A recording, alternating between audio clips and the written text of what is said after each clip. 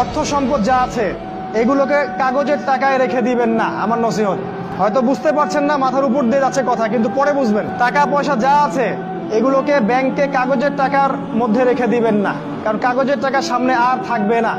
লিখে রাখেন, কয়েক বছর পরে দেখতে পারবেন সমস্ত টাকা হয়ে যাবে ইলেকট্রনিক। খালি পাঠাবেন ইলেকট্রনিক মানি, মানে আপনি টাকা ধরতেও পারবেন না, পকেটে রাখতেও পারবেন না, খালি জানবেন আমার অ্যাকাউন্টে এত টাকা আছে। এই পুরো ব্যাংকিং সিস্টেমটা পড়ে যাবে, থাকবে না।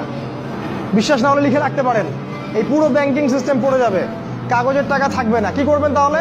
আপনি আপনার সম্পদটাকে সোনায় রূপান্তর করেন, কিছু সোনা করে রাখেন, জমায় রাখেন, রূপায় কনভার্ট করেন। এগুলোর দাম কখনো কমবে না। 100 বছর পরেও সোনার দামই থাকবে।